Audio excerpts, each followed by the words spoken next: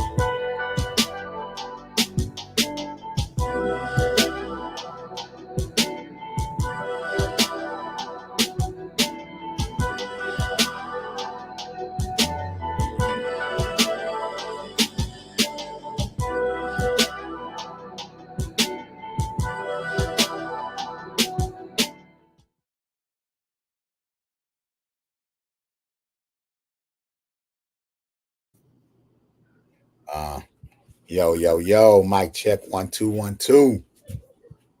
Mic check. Peace and power, family. We are back, black for season 2, right? Black for season 2 of the Fight Algorithm podcast. I'm Amin, host of the Uhuru Academy. I'll let my esteemed co-host introduce himself.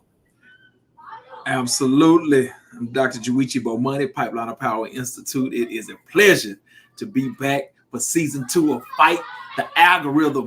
Let's go get it. Hey man, my comrade, my brother, you know what I'm saying? In the struggle, in life, you know what I'm saying? It's fun to be back, man. We got 1,000 miles in between us, but we still working together, still looking out for family together, man. It's an honor to be on here with you, brother. You looking good, man. You looking slim, brother. Hey man, just one day at a time, brother. Just trying to take one step at a time, man, and flow into the next phase of life, man. But speaking of family, I got your young warrior princesses right over here. I know, man. I hear him. Speaking of family, that's the noise like them my children. You know, exactly. my children hanging out with their uncle Yes, and their cousins this week. Right. And they supposed to be heading out tomorrow, right? I believe so. I believe they're heading back your way, so that we're gonna bring the show back to your side of it. Yeah. They coming. I know it's been so quiet around here, man. Yeah. Oh man, it's been like a vacation at home. I miss my babies though, man. I appreciate they miss y'all. You too, man. They miss y'all man. I appreciate y'all, man, doing that, man. Absolutely. I'm surprised you ain't threw a couple of yours in the car and sent them back our way. Hey man, if something, you check the trunk when they get there. Check the trunk. Yeah, you know. So Oh, now me and Koyo been able to chill, able to relax, and all that, man. You know, and I'm sure that we're gonna have some sort of family trip coming up later on this year, or something yeah. like that. Oh, yeah. That's what our queens do. Yeah, that's right. That's right. You know, that's what our queens do. So, you know, no, man, but it's great to see you. You looking good. I'll be checking out your workout posts, doing all kind of stretches I can't do. I'll be like, oh no, brother, on that's level 12. I'm on level 2. Hey man, we gonna work up from the bottom then, brother. We gonna get it done, man. Let's work it out. Yeah, Man. yeah, you know what I'm saying. But no, man, it's encouraging to see that, man. Continue to put that out there. I see the work that you're doing with young people out there in the community with Pipeline to Power, the Pipeline to Power Institute. Not only working with young people, but developing the next generation of us. You know what I'm saying, that want to get out there and work with the people as well. And so, man, yeah, man, it's good to be here. It's good to see you. Welcome, Black, to Fight the Algorithm. Man, Black Power, man. I'm so excited, man. I'm fired up for everything that we're going to delve into, man, going forward, and how it's going to powerfully impact our people and give us new perspectives and ways to engage and fight and battle and build and grow and produce. Hey, it ain't stopping. Let's go get it. Absolutely, man. You know, we got to talk about, before we do that, shout out to Christina Singletary. There she go. I should have knew it was coming. Man, you be trying to unalive you. Working out with Baba Bomani. You know what I'm saying? Oh, man. No, he trying to alive you. There you go. The new you. It's the new you. We get rid of the old you and bringing in the new you. That's all. The old you got to die. The old you got to be unalive first, right? Before the new you step in. You know what I'm saying? And speaking of a new you stepping in, my heart is heavy, right? And when we decided we was gonna come back and do season 2 for Fight the Algorithm, I was thinking of a topic, and I had to just kind of go with where my heart was and where my mind is. And shout out to Rich Ross, my brother. You know, and I appreciate him because he's one of the people that keep me educated as to what's going on in our community, that keeps me educated as to what's going on in the hood with the youth. You know what I'm saying? And I appreciate that, because out here building schools and doing the things that we do, I'm not in the hood like I used to be. Right. And so I rely on my people to keep me up on what's going on. And my heart's been heavy, man. And I'm just got to be real with it. I'm looking out at the landscape, and I guess I could start with Memphis, because I think Memphis really kind of got me here. I went, and shout out to Mente Butts and Smooth Living in Memphis, man. I was invited to the Juneteenth Jamboree in Memphis over the Juneteenth weekend, and as a keynote speaker. And when I got to the city, Mente and other and shout out to brother Willie T, man, they sat me down and they were just talking to me about what was going on with the youth in the community, you know, and the common denominator, right? Of course, they talked about there's some serious abandonment issues going on. You know what I'm saying? The Black family is broken down in a lot of our communities. You know what I'm saying? I'm not dumping on single mothers and all that. I'm just talking about as a unit, right? We're starting to see the consequences of our baby mama, baby daddy mentalities, right? And the poverty is there because the jobs are going away, right? So the poverty thing is there. All these things are there. Of course, systemic racism is there. All these things are there, right? But what's exacerbating everything and making it even worse and more dangerous is the drug culture that's there, right? And of course, you know, smoking weed has been prolific in our community. Of course, we went through a whole crack epidemic that I don't think we've ever recovered fully from. Right. But now we've entered an opioid era. Right. We've entered an opioid era. And from what I'm hearing, like when they sat me down, it's like, yeah, Baba, back in our day, we rapped about selling drugs, you know, and we rapped about being the drug sellers. They say now the young people are the drug users. So it's kind of like a drug using culture, that's permeating inside of our community, where the young people are now using hard drugs and rapping about it and talking about it, bragging about it, and particularly the synthetic drugs like fentanyl and Percocets and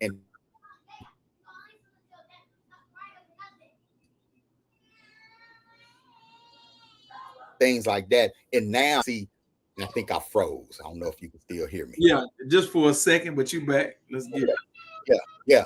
So now the community is starting to see the consequences of that, right? And the addiction that comes with it, but not just the addiction, Baba Bomani, but also the lack of mental health, the mental consequences, the behavior that comes with being hooked on a hard drug, right? Right? The up and down, the mood swings, the instant reactions, a lot of the violence that we see happening, you know what I'm saying?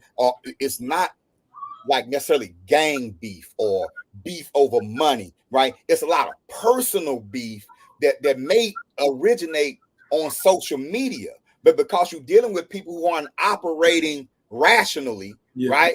They're making irrational decisions.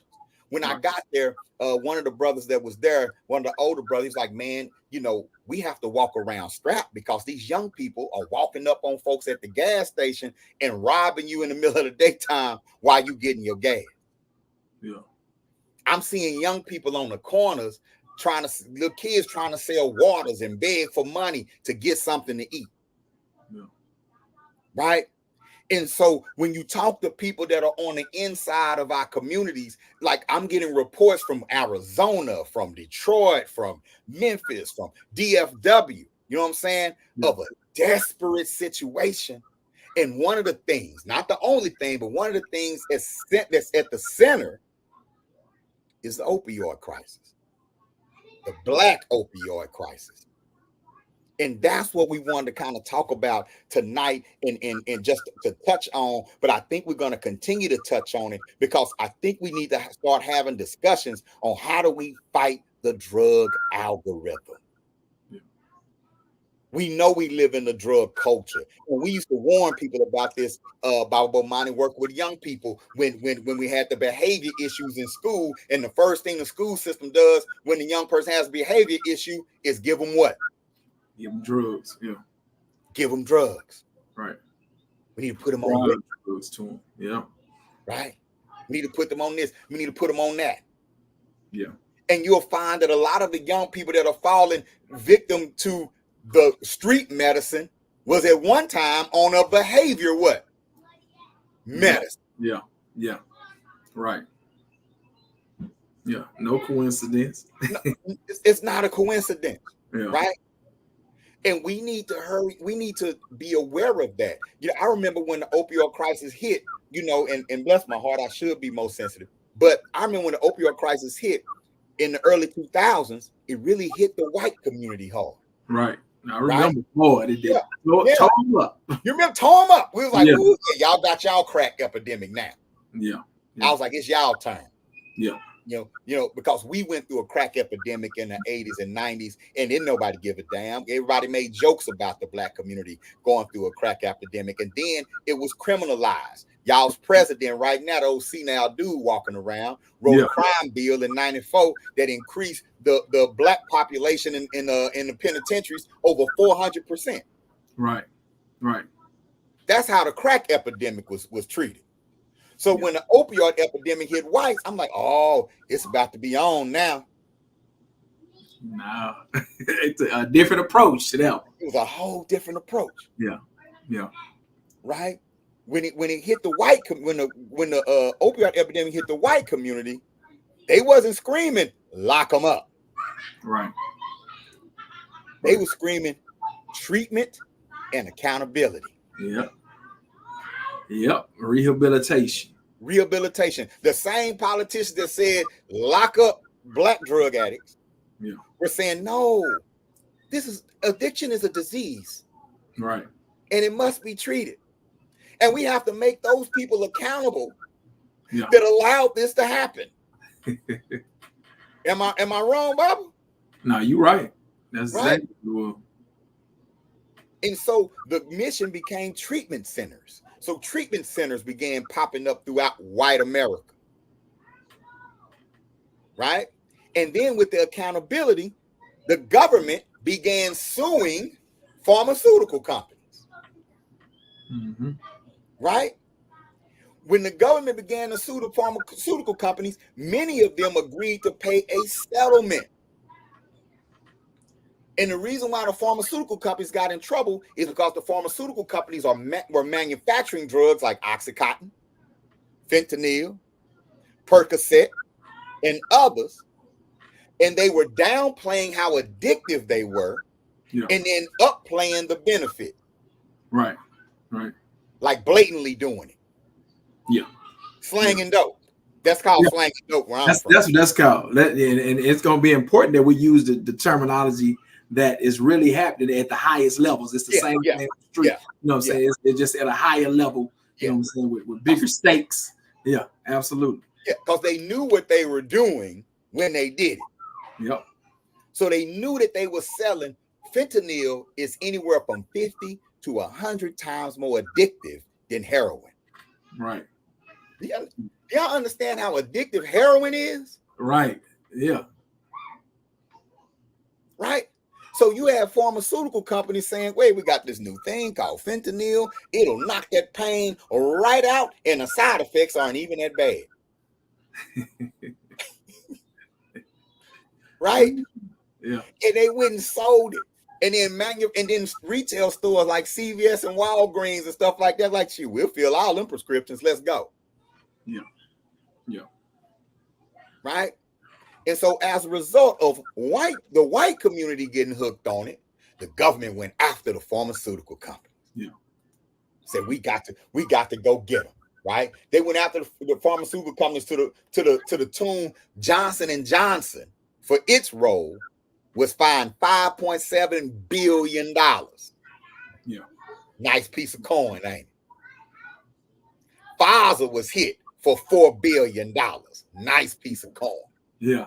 Right? There were even more pharmaceutical companies. I'm telling you, man, ain't nobody go to jail for putting crack in the black community. Right. Even when we found out it was the U.S. government, nobody went to jail. Yep. Or nobody paid a fine. Yeah, nobody paid a fine. Nobody was sued. Yeah. No, none of that, right? None of that, right? Look, CVS and Walgreens had agreed to pay a combined $17.3 billion. Right. Allergen and Teva, $2.7 billion and $4.25 billion, respectively. Right? They got hit by the Justice Department, y'all. They had to pay these fines, right? Yeah. Now, of course, the settlements ain't always been paid, but some have, and this money was supposed to go towards treatment centers. So here you have the pharmaceutical company being held accountable, and then the money gonna be going towards treatment centers for the hardest hit areas. So what were the hardest hit areas at that time? in the white areas where predominantly Caucasian. Yeah, they got reparations. Yeah. Now people can say you chose to take that drug. Yeah. Ain't that how they taught us, treat us doing that? That's exactly what they used to say. You chose to take it. Yeah. Ain't nobody to just say no. That's what Nancy Reagan told her. Right. Dare programs and everything. Dare, and just say no. So you ain't have no excuse because all you had to do was say what? No. Say no. But somehow, if you're white and you're hooked on drugs, you're sick and you need treatment. Yeah. You no one should have expected you to say no. Right. And so here we go. I ain't mad. I ain't tripping because I believe we should get reparations. So I'm not tripping on that. Yeah. But then the pandemic comes around. Yeah. In 2020, 2021, and 2020. Right? And all of a sudden you got this worldwide pandemic and we need a what? You need exactly what's being sued, the drugs. You need a drug. You need a vaccine, right? So y'all go look up how much now Pfizer had to pay about $5 billion for manufacturing and promoting deadly opioids. Right. Go look how much money Pfizer made off the vaccine. Johnson & Johnson, I'll tell y'all, over $35 billion. Johnson & Johnson had to pay over $5 billion to the State Department because of manufacturing and promoting harmful drugs. Right. But guess how much they made off the vaccine? Over $14 billion. Yeah. So who paid they fine? The taxpayers. The taxpayers. So it when you look at it logically, and I know we was talking about this before, is that I know that a lot of times we get emotional about these issues and we look at it what's happening in our community. If we stand back and look at this logically, well, if the government is suing you, right, is suing these companies or allowing the lawsuits of these companies, but then turn around and allow, in the pandemic for these same companies that's being sued for what they're creating, for this same company to create something that they're going to also pay tax money to, that's going to cover the suit that they just pinned on them, then Right. really y'all working in unison. Y'all are working together, which I always tell people that one of the maybe the most the prioritized job of the government is to protect the profits of their corporations, especially when they're public, right? So they can put out lawsuits, but they cannot end the company unless there's something, they have some type of backup plan for that company to be rejuvenated. Just like when they have the buyout plans, they got the when they have to get the auto industry and the banks out of debt and all these different things. Right. We're not going to let them fail because their job is to fail. Yeah, too big. They're too big to fail. They have to. These are publicly traded companies, so they have to figure out how to allow them to keep operating. Right. Mm-hmm. So, but in the public eye, right, it needs to look like they tried to go after them. You know what I'm saying? Yeah. It just happened to be something that happened and that we needed them again. Right, the pandemic, we had to have it. You got to have your vaccine. You got to have this. So this is a must. So fear, death and life, and you think I like this. Oh, I got to go get it. And next thing you know, $35 billion has been made or has been provided for this company. While at the same time, it covers the debt of the lawsuit that was pinned on them for the injustices, quote, that they did in the 2000s to 2010s. So you go from destroying lives to saving the world. That's a hell of an image rework. Right? Rebranded, reinvented themselves. Yeah. Johnson & Johnson, nobody really talk about Johnson & Johnson. Oh, right? Why? You know what I'm saying? I heard Johnson & Johnson, I think shampoo. Hell out there. Right. You walk right by Johnson & Johnson. But you talking about a company that just paid a multi-billion-dollar fine because they blatantly marketed poison to the public and profited from it. Yeah, there you go. Right. So I'm just pointing that out because now we're dealing with the ramifications of it in our community. Because those pills weren't taken off the shelf. Matter of fact, the whole black market was created, for these medicines where now you get fake fentanyl, you get fake Oxycontin, you get laced this and that. And it's even more dangerous than what you get across the counter. Right. Absolutely. And our communities are caught up in that now. It's gone from being a white problem. The white addiction rate is starting to come down. The overdose rate is starting to decline, while the black overdose rate is going up. Yeah. Right. And I'm going to show y'all, man. I'm just going to show y'all right quick. I'm just talking about what we got, what we have to deal with. And we talk about, we down with accountability on Fight the Algorithm. We're not saying that we finna go to them and say, y'all need to help us fix our problems. That is not why we pointing this out. No, absolutely not. No, that ain't. We point it out because you need to know where something comes from. Right. But y'all check this out. Death rate from opioids by race. This is according to the American Science Journal. Well, this source is the CDC. Okay, right? So death rate from opioids by race. You see back in 2001, right? It was almost equal, where we're in the red, they're in the blue. It was a little bit more than us, and these are in the thousands over here, okay? You saw as the opioid epidemic took shape, look at the blue line, which is the white line, right? Yeah. There's a nice little gap between their community and our community. But as you keep going, right? Look what happens to this red line. Yeah. Once you get to 2019, for the first time ever, we passed them. Right. How's that for integration? How's that for assimilation? Right. I'm glad How's that for taking on American behavior? Right. Yeah.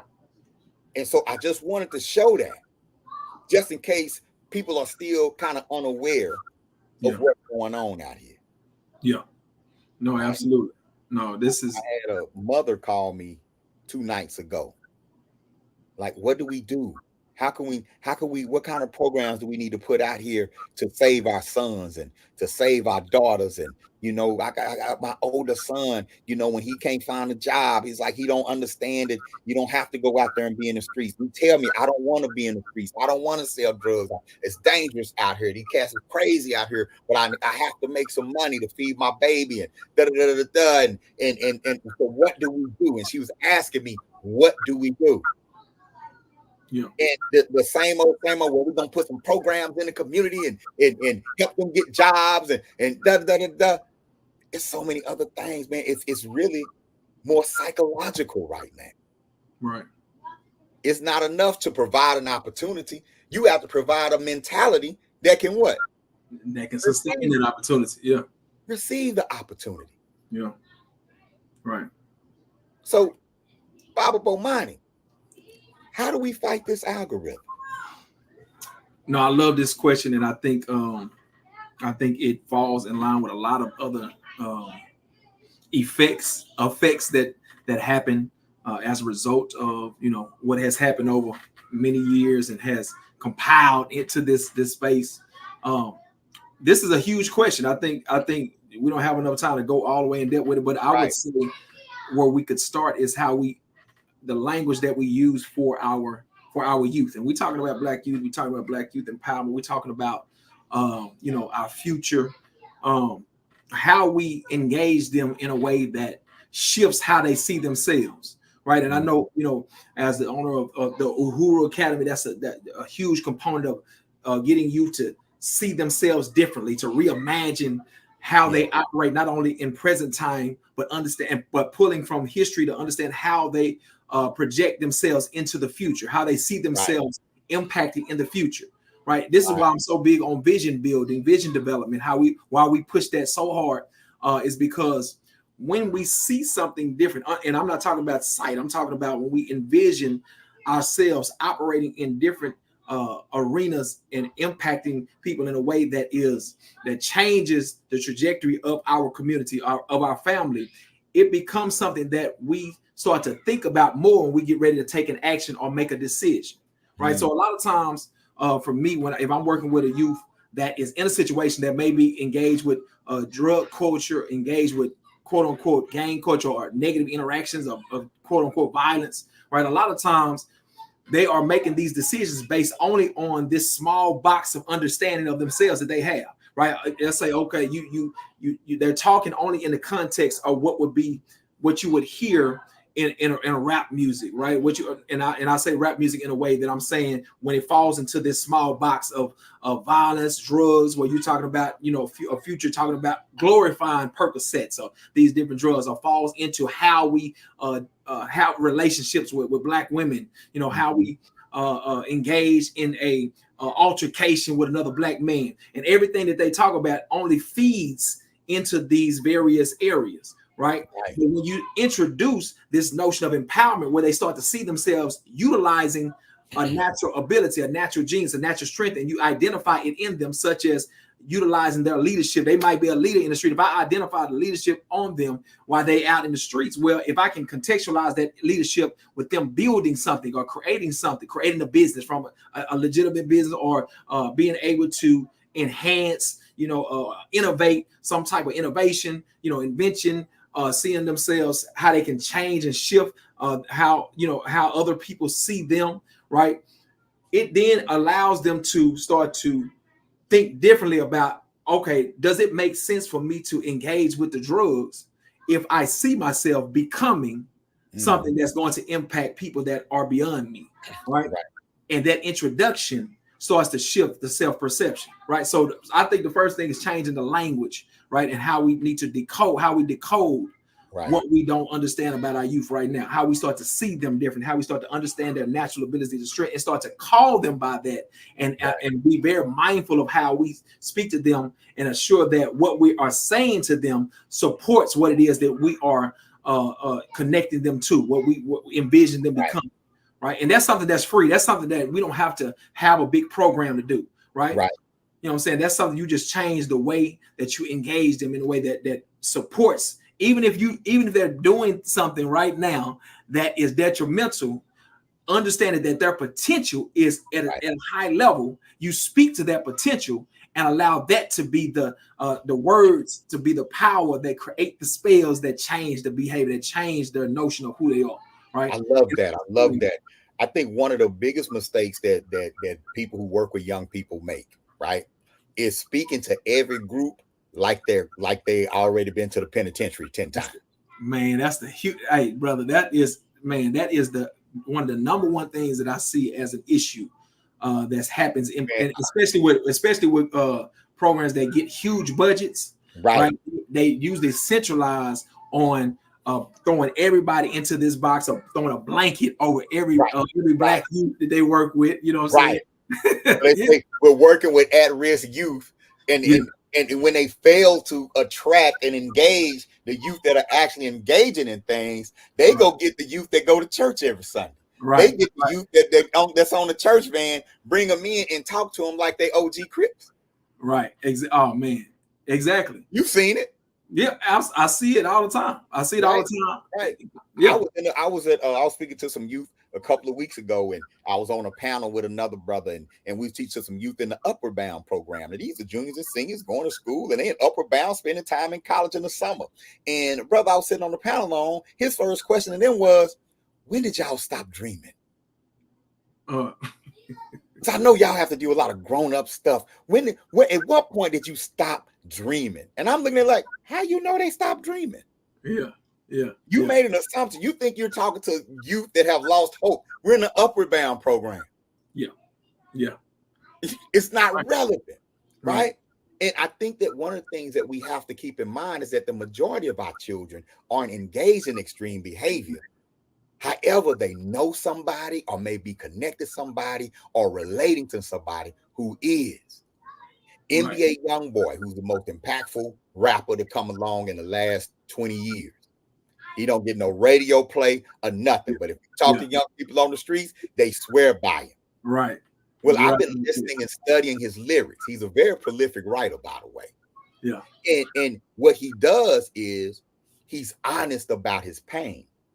Same thing that made Pac appeal to us. Right. He's honest about his pain and the pain of having your father incarcerated, the pain of not having your mother in the home, being raised by your grandparents, the pain of having multiple friends being killed. Y'all, mental issues come with that.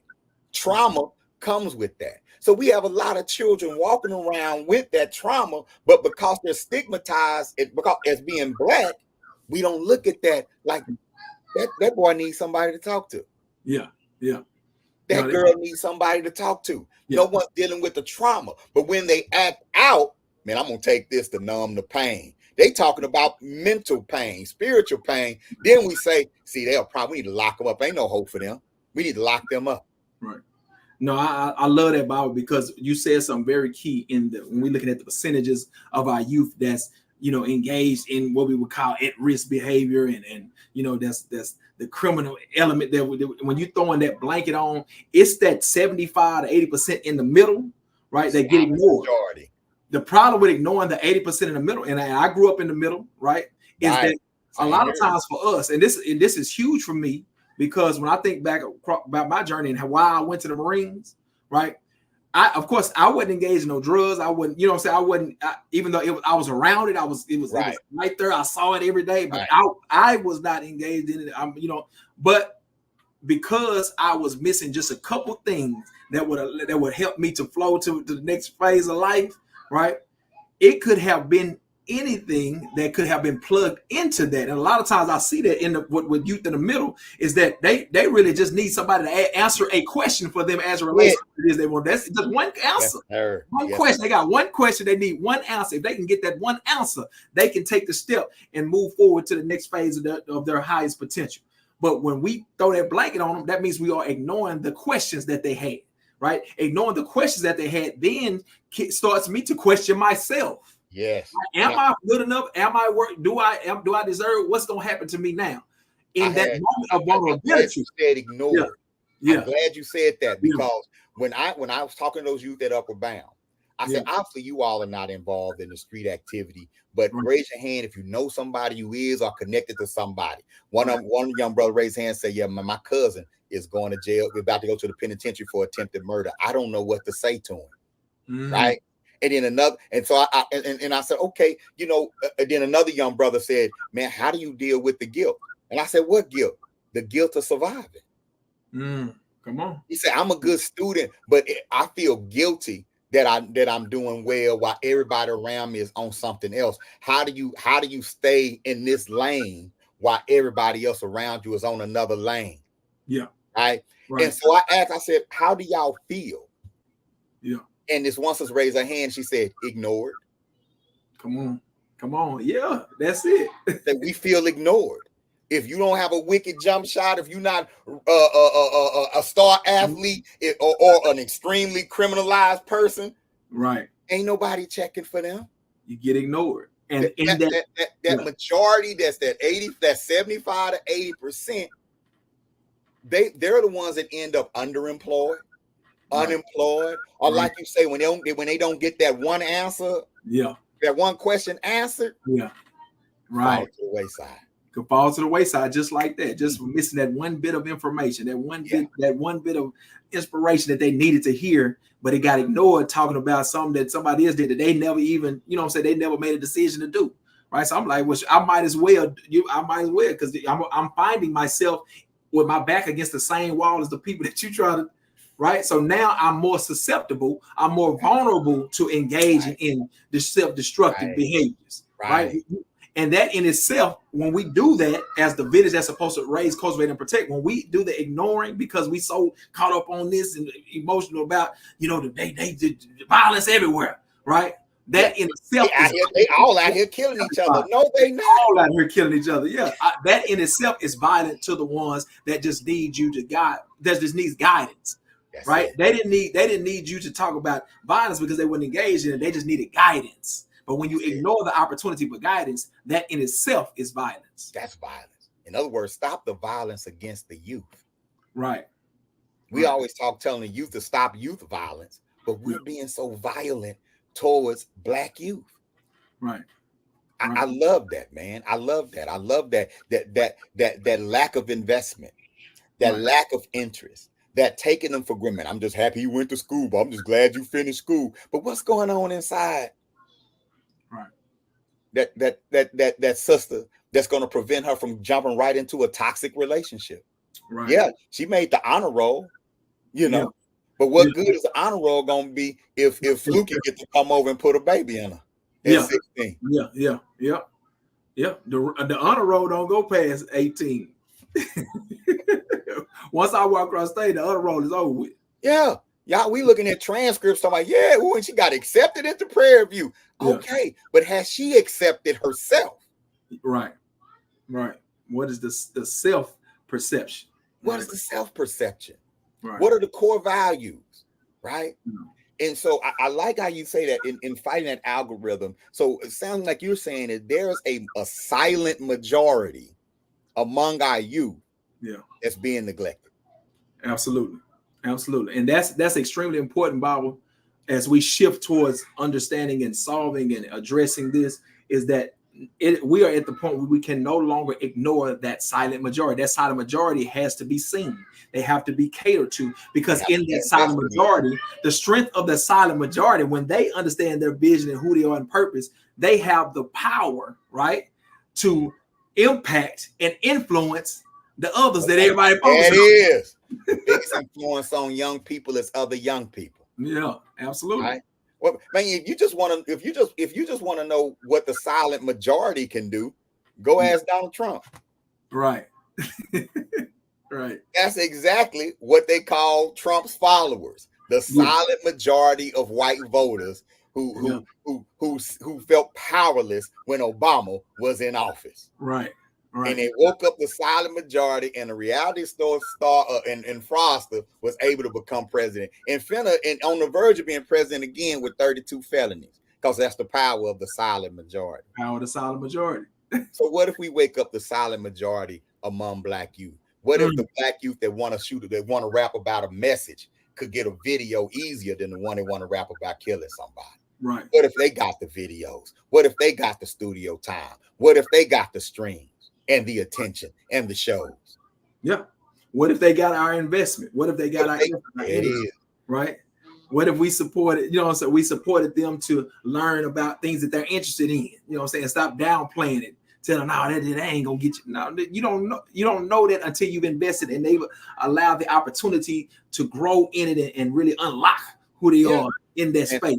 I bet Jeff Bezos looked real stupid in his office back in the day, talking about I'm gonna sell products over the internet. Right, and that's exactly what happened. People like, man, you tripping.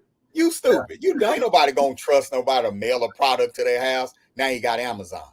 Yeah. Man, come on, man. It's that silent majority that's the least invested in, the most ignored, right? The most misunderstood, right?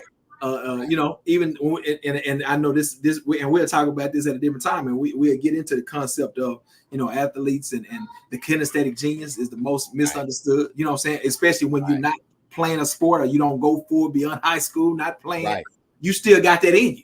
Right. That's still a part of who you are, but now it's just had to be applied to other aspects of life that allow you still to reach your full potential. So how do I channel that? Yeah. Right? And so I like talking to you. I always come away from it with hope. And with, you know what I'm saying? With a sense of solution, right? And so in fighting this drug algorithm, right? We got to fight this from the inside out. Absolutely.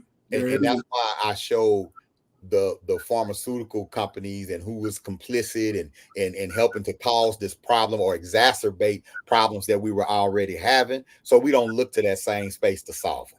Come on. Nope. It's not going to come from there. Now you do have people right now who are hooked on drugs that need ways to get off that are non-pharmaceutical, and rest in power to Dr. Mutulu Shakur, who in the 1970s developed a way to get people off of opioids using acupuncture. Right. There are alternative systems out there to help people get off of opioids. I'll be very interested, and we're gonna bring somebody on, man. I have an elder that I can reach out to. We're gonna bring somebody on to talk about alternative means, because right now we use drugs to get people off of drugs.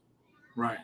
That's what killed Enchanting, the young sister that just overdosed in Fort Worth. She was trying to beat the habit, but you have to wean, and once you start weaning, you still have to use, but you're using less and less until you're off. Well, that's so dangerous, especially when your drug of choice is something like fentanyl or Percocet that can kill you at any time. Right. And you never know what other ways in which your body's operating at that time. It's so much, how far so many places you are. Right. Yeah. Right. So we even have to fight the treatment algorithm. Right. And so we're going to look, perhaps the next time we come through and we visit this topic, we'll bring somebody who can fight the treatment algorithm and talk about some alternative ways that we can treat it. Right. And shout out to everybody in the chat. Nagu say we have to provide and invent new atmosphere to nurture functionality and improvement, skilled trades, mental health, cultural awareness. Ashe. Absolutely. Hey, I ain't gonna hold you, brother. Yeah, no, I love it, man. I think it's critical.